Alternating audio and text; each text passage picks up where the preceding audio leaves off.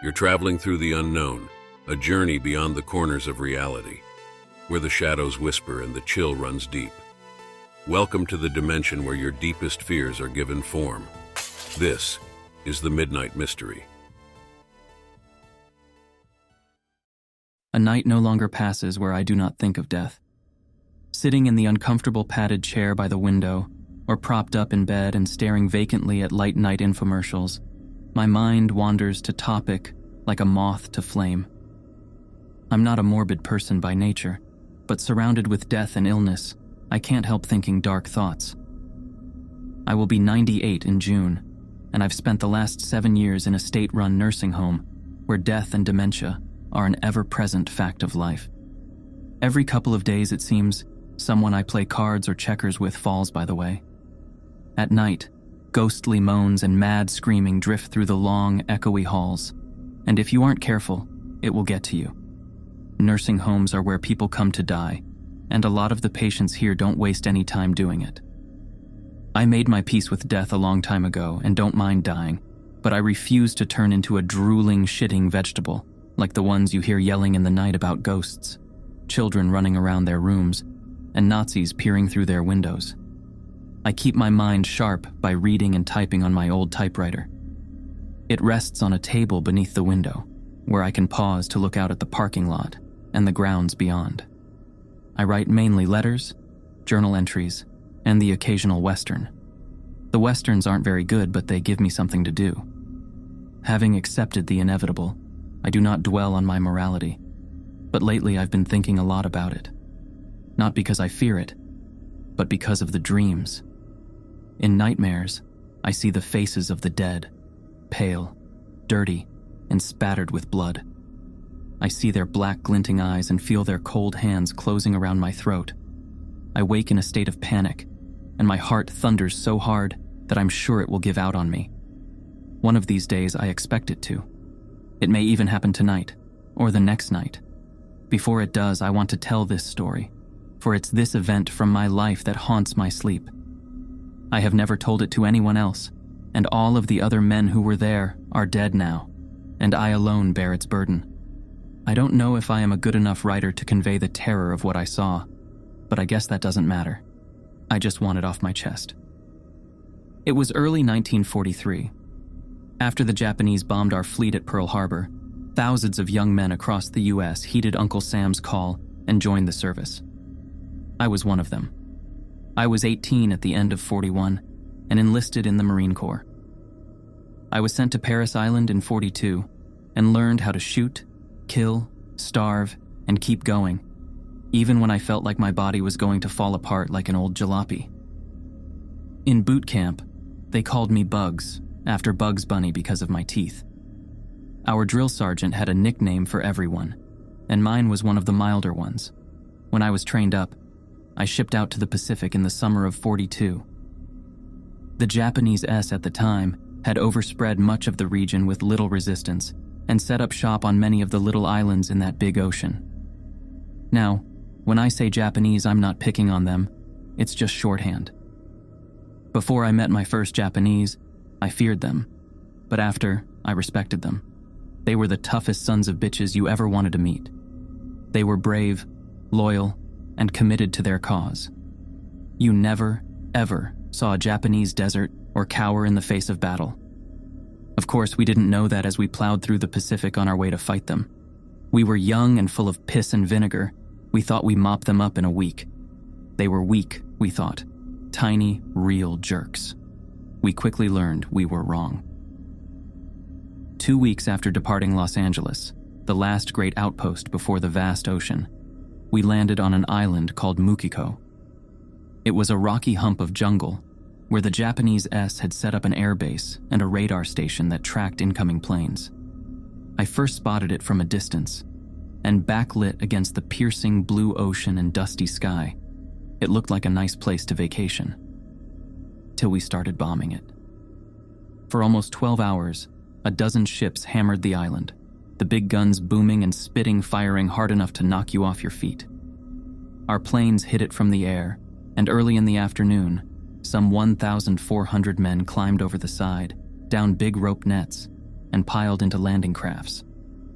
Clutching my rifle to my chest and watching that little strip of land getting closer and closer, all the bragging I did on the ship came back to bite me. At least the others felt that way too. We were grimly silent as the little boats puttered toward the shore, no one speaking, everyone staring fixedly ahead, wondering, am I going to die today? The landing went smoothly enough. The boats reached the coastline. The doors dropped open, and we stormed up the sandy beach. There were machine gun nests just inside the jungle, and they came to life, chopping foliage like salad. We threw ourselves to the sand and fired back. I caught a glimpse of a couple Japanese S in their tan uniforms, and it was the most surreal sight I ever saw. We had heard so much about them and had talked them up among ourselves until they weren't men anymore but mythical creatures. It was like seeing Bigfoot or a pack of unicorns. After the fighting on the beach, we tramped into the foreboding jungle. We met some resistance, but made it to the airfield without much trouble. It was laid out in a little grassy valley. The buildings were abandoned, rice still warm on stoves. We took down the imperial flag and ran up the stars and stripes, everyone cheering. We lost 25 men that day and thought the battle was over. We were wrong. The Seabees came in the next day and rebuilt the runway and the earthworks that had been destroyed in the bombing. The radar station fell that day after a hell of a fight, and they started working on that too. We thought we'd flush the Japanese S out entirely, but they kept popping up. They'd attack with rifles and grenades, then fade back into the jungle like they'd never been there at all. We sent out patrols and they kept getting ambushed. A few of our boys even stepped in punky pits, big holes drug in the ground, filled with sharpened sticks and covered by foliage. You wouldn't notice it until one of those spikes drove through your foot. The Japanese S even smeared shit on the tips so you'd get infected. We heard from somewhere, high command most likely, that there was a Japanese unit dug in somewhere on the island. I can't remember exactly where that came from. It was almost 80 years ago. But by our second week on the island, we were carrying out daily searches for the stronghold. We knew it was somewhere, but it was so well hidden that we couldn't find it. For that first week, there was a lot of activity around the island. Japanese planes and ships came out of the wild blue, and heavy fighting between our fleet and theirs raged for days on end. The planes never dropped bombs, only boxes, resupplying the Phantom unit. We managed to cut them off, and the supplies stopped coming. The hit-and-run attacks continued, however, so we knew that the Japanese soldiers hadn't been evacuated. We didn't know how many there were, but there couldn't have been many of them, as their hideout was so well concealed that it had to be small. Slowly, the attacks dwindled, and a sense of restlessness came over the camp. We played cards and listened to the radio between patrols. We played baseball, tacked pictures of Mae West and Betty Grable to our walls, and talked about home.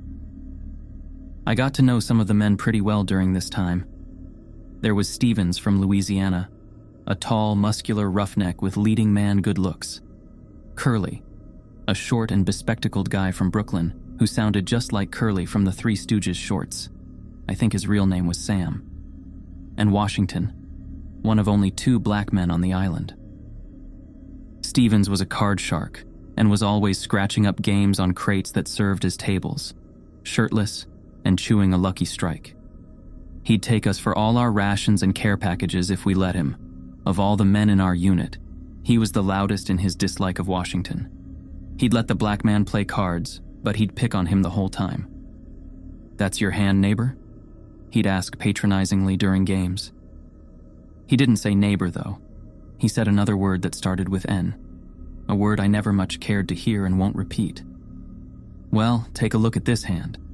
He'd slap down a flush and laugh around his cigarette. "This can buy a whole lot of watermelon."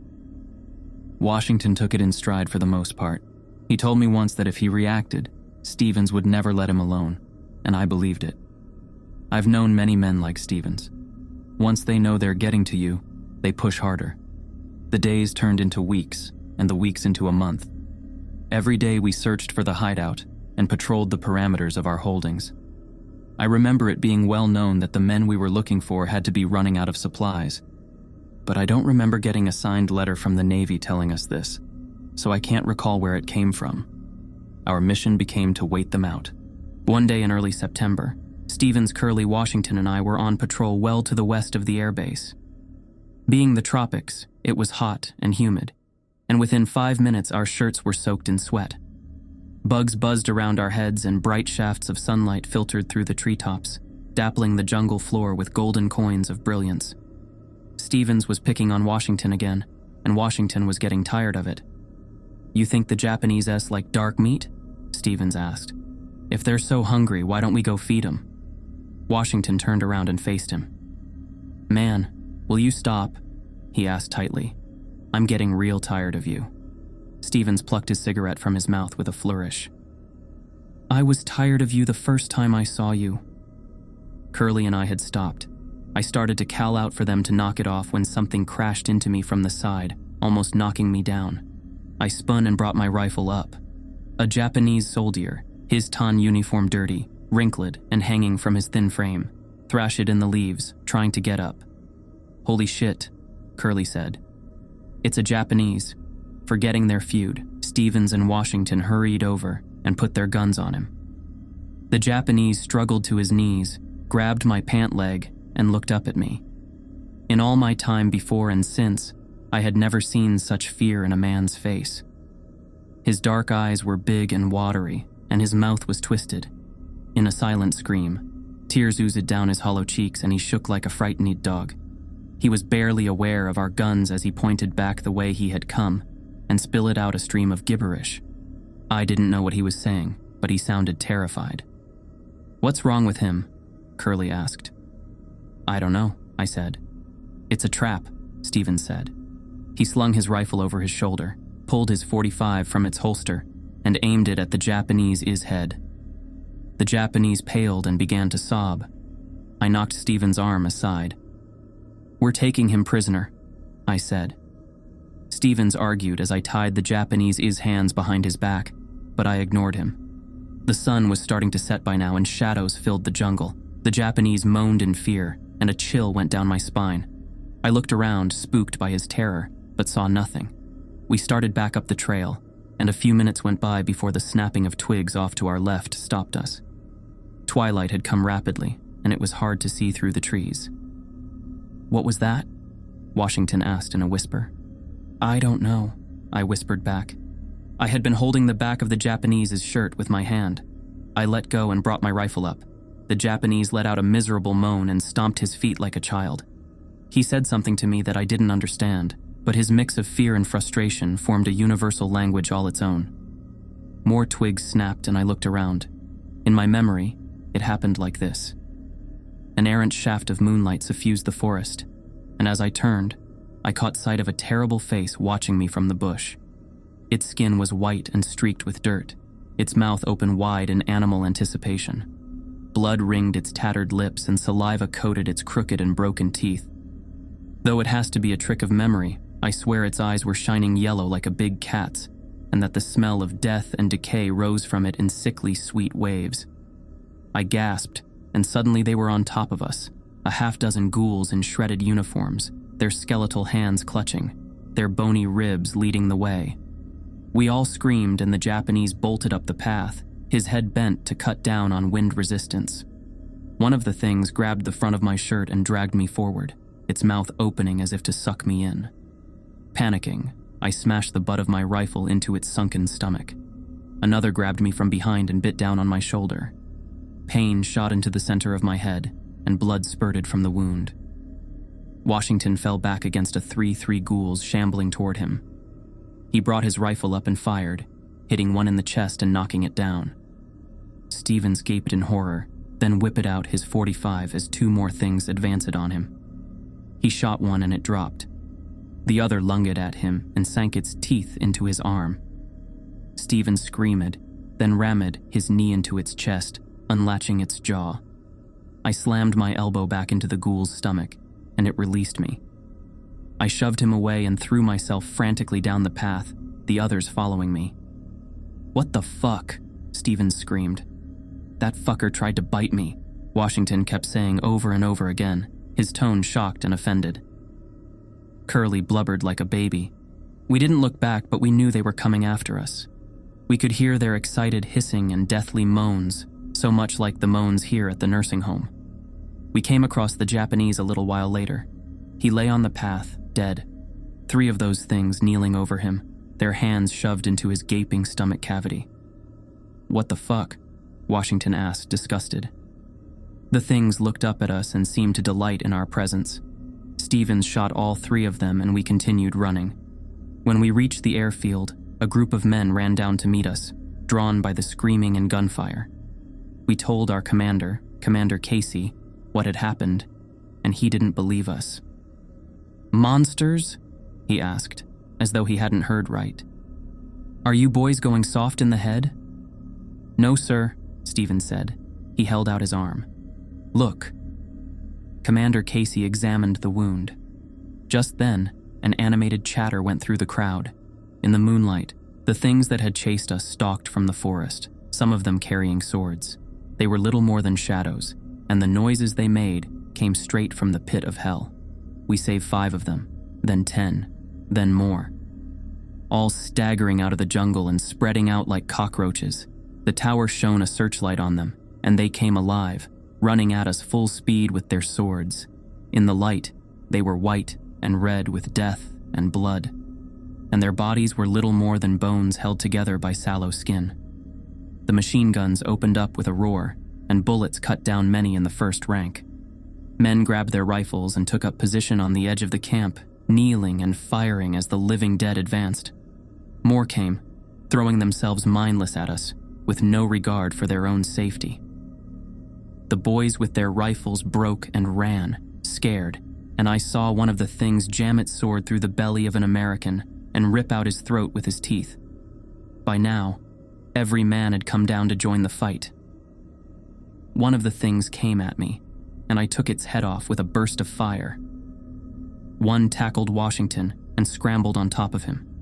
Before it could bite him, however, Stevens jammed the barrel of his .45 against his head and pulled the trigger, painting the grass with its blood. Stevens reached out his hand. "Come on, neighbor. Move your ass." Washington took his hand, and Stevens helped him up. Soon the dead stopped coming, and the ground was littered with corpses, some moving and snapping their teeth, others dead. One of the things was only hit in the legs, and our boys took it prisoner. I can't remember how long it took to find this out, but in my memory, it happened that very same night. Those things, the walking dead, were men. The Japanese holed up in their bunker and cut off from Japan and with no hope of escape or resupply, had gone mad with hunger. Their bodies wasted slowly away and their minds did too. Days stretched into weeks, and the hunger pangs became too great, consuming their minds, bodies, and souls. Finally, like wild animals, they turned on each other. A few managed to keep their wits about them and escape, but the others killed and ate their fellow soldiers before spreading out into the jungle.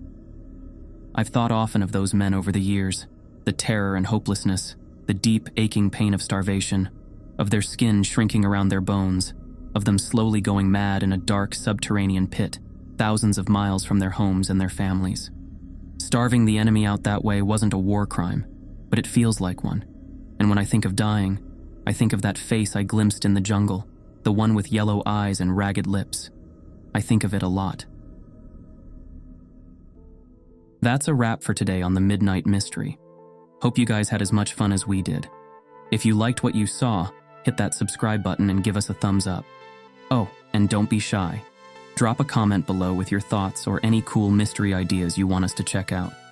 Until next time, we'll see you in the next Midnight Mystery.